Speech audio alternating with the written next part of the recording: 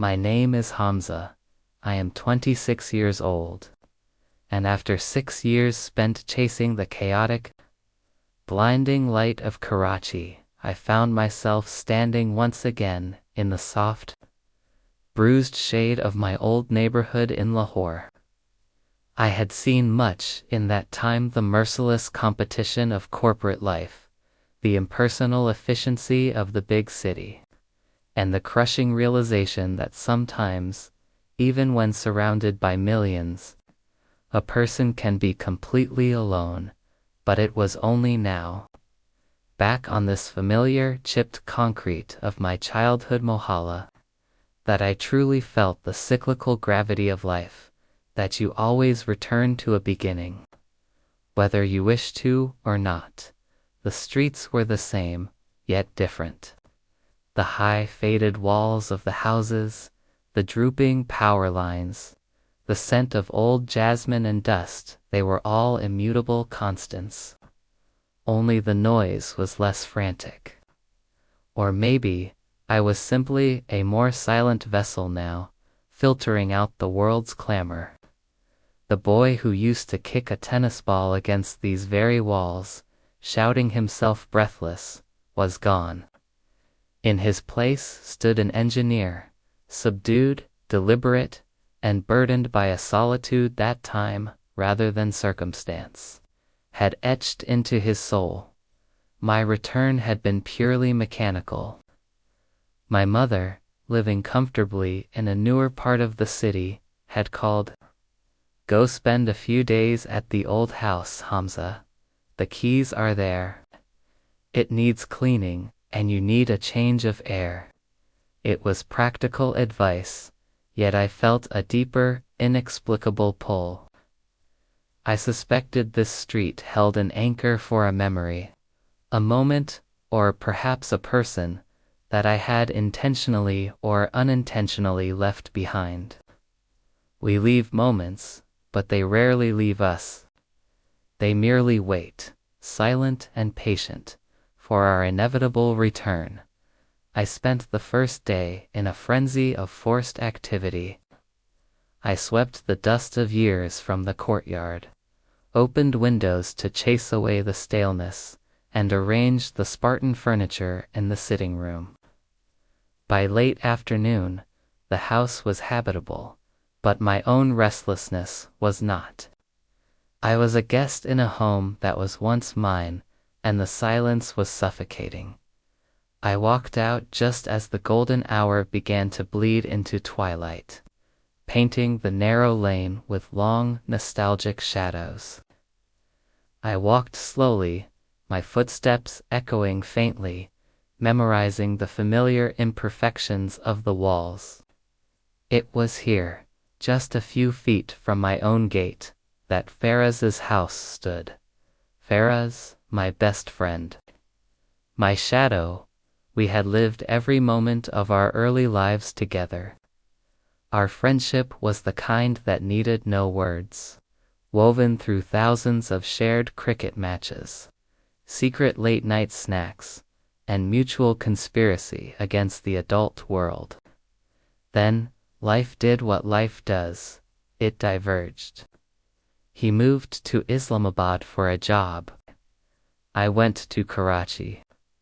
Calls became sparse, conversations shorter, until our bond settled into that quiet, profound state, the relationship that never breaks, but simply falls silent, waiting. I stopped in front of his house. The door was the same heavy, dark wood, bearing the subtle, graceful weathering of years spent under the brutal Pakistani sun. It was slightly warped, with a brass knocker that looked like a lion's face, which we used to fear as children. Should I knock? Faraz is likely still in Islamabad. I decided against it. I had only come out for a walk. I was just about to turn back, to retreat into the safe, empty silence of my own house, when I heard a soft movement inside. The heavy door opened, almost soundlessly, and she stood there, Salma Begum Faraz's Mother. Time had not diminished her, but deepened her. She was perhaps in her late 40s, maybe early 50s, and the years had given her a quality that transcended mere beauty, a quiet, powerful dignity. Her dark, intelligent eyes held a deep seriousness now, a gravity that compelled a person to stop and look, not just once, but twice, to understand the story held within them. She had always been graceful, but the lines around her eyes now spoke of long solitary hours. Her hair, tied back neatly, showed silver threads that only added to her commanding, yet gentle presence. She paused, her gaze resting on my face for a heartbeat, visibly attempting to place the adult standing before her.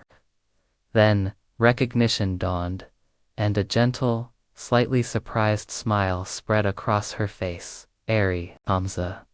Is that really you? Her voice, it carried a strange mix of disbelief and genuine happiness, overlaid with an extraordinary tenderness that immediately wrapped around me. I stepped forward. Yes, Auntie, it is me. I just arrived after so many years, and I thought I would stop by.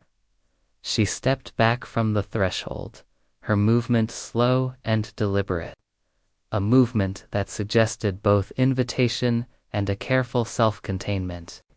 Come inside, Beta, come in. Faraz is out of the city, but he will be so happy when I tell him you visited. I stepped across the threshold, and the instant I was inside, I was struck by the unmistakable scent of their home, a mix of old wood, faint spice, and something indefinable, something uniquely theirs. The air was heavy with quiet. It felt like walking into a memory. Everything was exactly as I remembered it, the long corridors, the high ceilings, the cool stone floor, yet it felt strangely muted, preserved but not lived in. It's good to see you, Auntie. She led me to the main sitting room. I felt your presence, Hamza. As soon as I opened the door, I knew. It's funny how some people carry a scent of home with them. There was a profound warmth in that statement, a richness that was startling. Was it the simple warmth of a mother? Or was it the depth of a woman who had been alone for too long? The thought hung in the air, quickly dismissed, and yet keenly felt. Before I could reply, she announced, with a slight, almost shy smile, "You have come after all these years. Tea is mandatory." My treat. I tried to object, but she waved her hand dismissively and walked towards the kitchen. And in that moment, observing her from behind, a deeper realization settled over me. Her gait was the same, poised and elegant, but every step now carried a stillness, a weighty solitude. It was the movement of a person holding an immense, unspoken narrative within her. A story that perhaps no one had ever fully heard. When she returned with the steaming cups of chai, she placed mine gently before me, sitting on a chair slightly apart. "So, Hamza, how are you? How is life treating you?" I gave the standard, concise reply.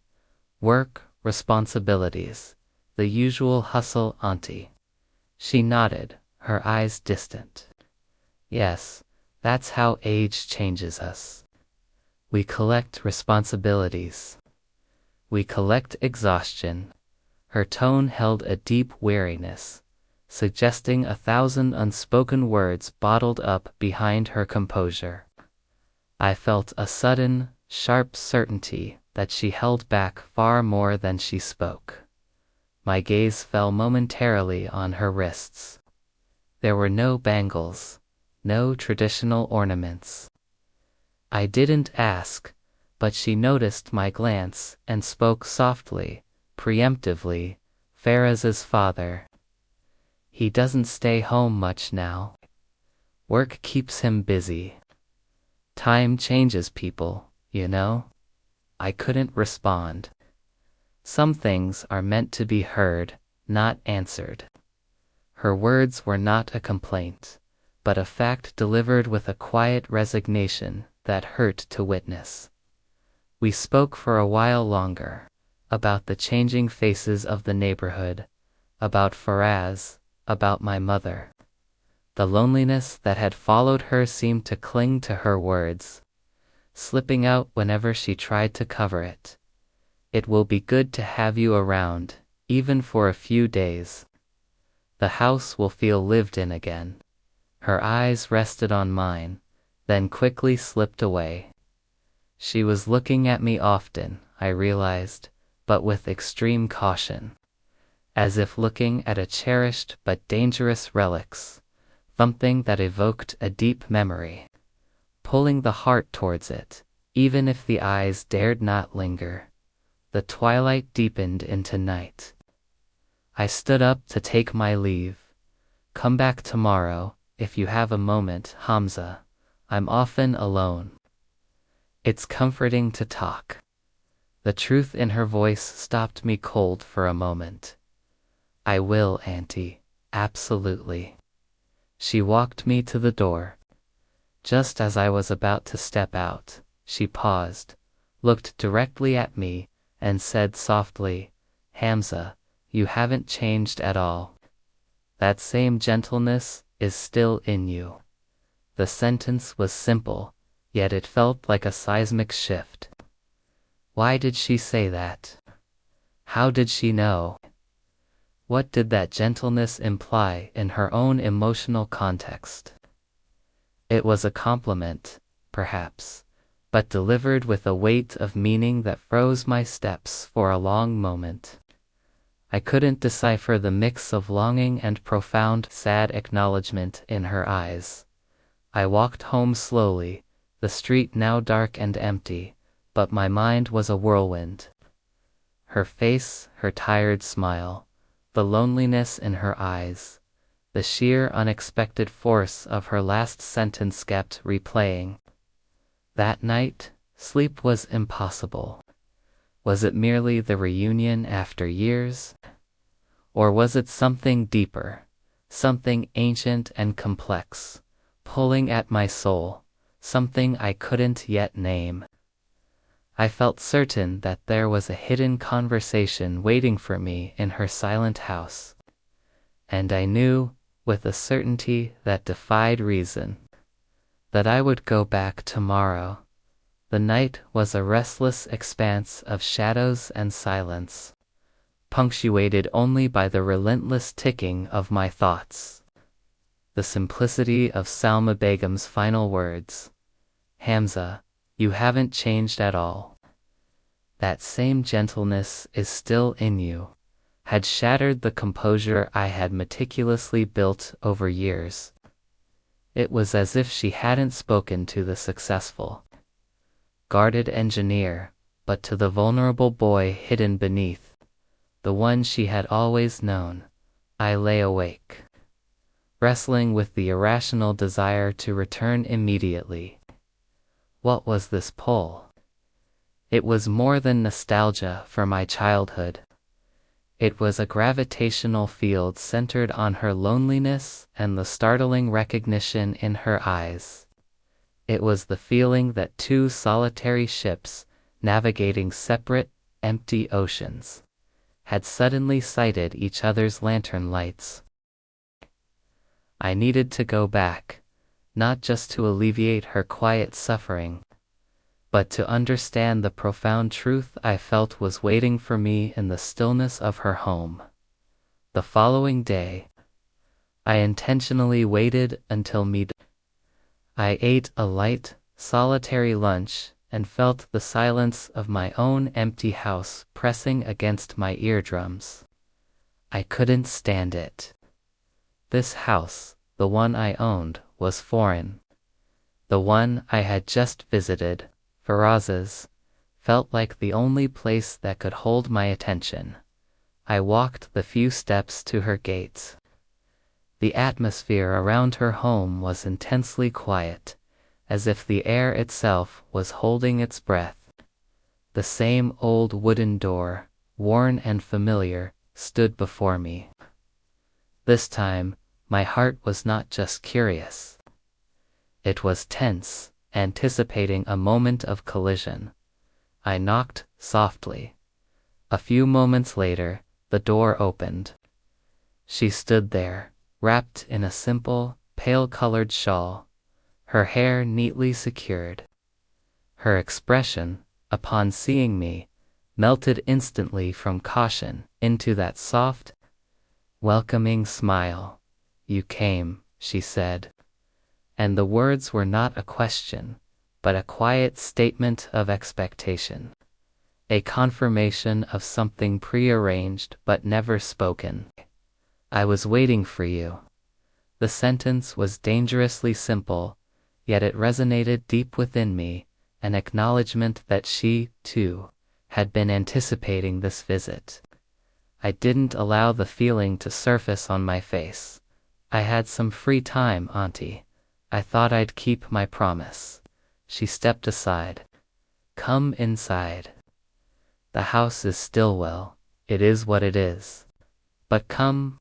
As I stepped into the sitting room, I noticed the place was even tidier than the day before. Perhaps she had spent the morning preparing for my return. The air held that same blend of the past and a heavy, present silence. "Can I make you some tea?" she asked. I smiled, remembering yesterday's failed objection. "Please don't trouble yourself, Auntie." She offered a slight, knowing laugh. "After so many years, trouble is the least of it." "Sit down," I insist. She walked toward the kitchen.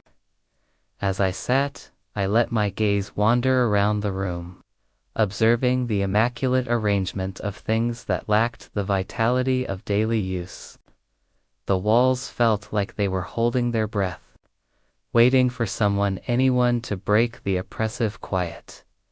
A few minutes later, she returned, the aroma of fresh chai and a subtle, warm spice preceding her.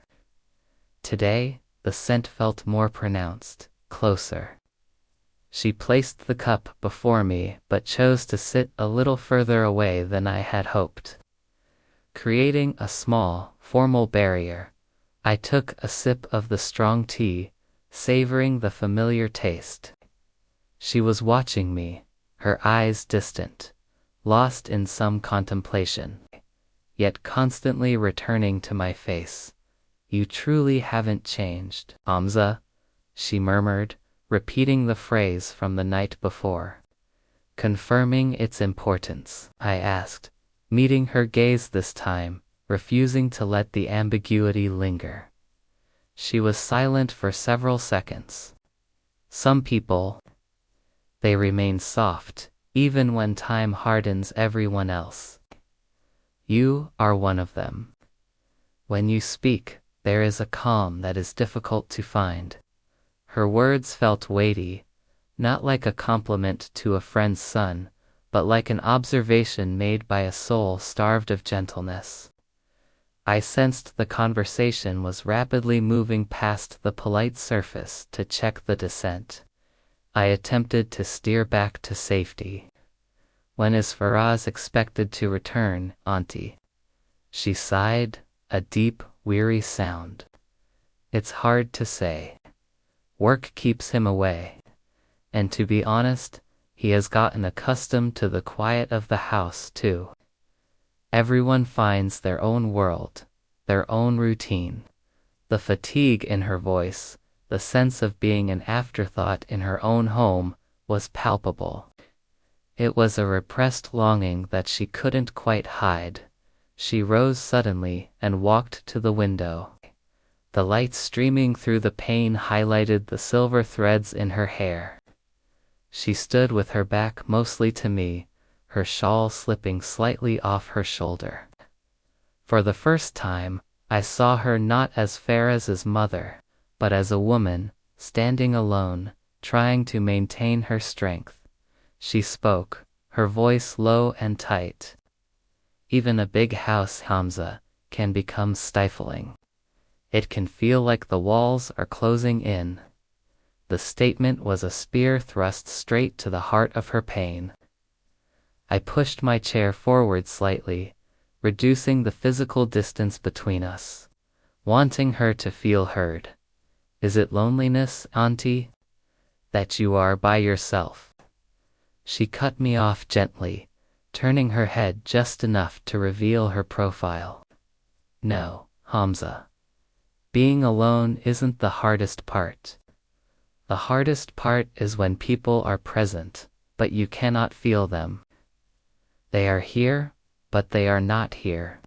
Her words hit me like a physical blow, resonating with my own solitude in Karachi. I felt a sudden, profound connection to the depth of her disappointment. I was silent, knowing there was nothing I could say that could carry the weight of her truth. She stood there for a few more moments, then slowly turned and came back, settling on the seat directly across from me. Her eyes were bright, but not with tears, with an intense, shimmering emotion. You're coming here, Hamza? It has brought a stir to the house. Even me. I feel different. I managed a soft smile. If my presence helps, I would be happy to keep coming. Every day. A fleeting, genuine smile touched her lips. A smile that conveyed a profound gratitude and something else, a delicate, feminine pleasure. That would be good. Yes, you should. A hint of a soft, unnamed emotion, a rare tenderness, was audible in her voice. The atmosphere in the room had shifted, becoming softer, warmer, intensely personal. She was no longer just his mother. She was Salma, seeking refuge. Then, she stood up. A sudden idea sparkling in her eye, as if she were seizing a small moment of freedom. Come, Hamza. Let me show you the back of the house. The courtyard? You must have forgotten it from your childhood games. I was surprised, now, but... She smiled again, a more compelling, almost secretive smile this time. Yes, now. It's daytime. Some places are only beautiful when you have company to share them with. I followed her down the long corridor toward the back. The back courtyard, the Seyhan, was a forgotten haven. It was long and sun-drenched, paved with old terracotta tiles, dominated by a single, ancient neem tree whose canopy offered a dense, cool shadow even in the harsh afternoon. I realized I hadn't been here since I was a child. Salma Begum stopped beneath the shade of the neem tree. This place, she said, gazing up at the leaves, I love it here. It's quiet. The air moves.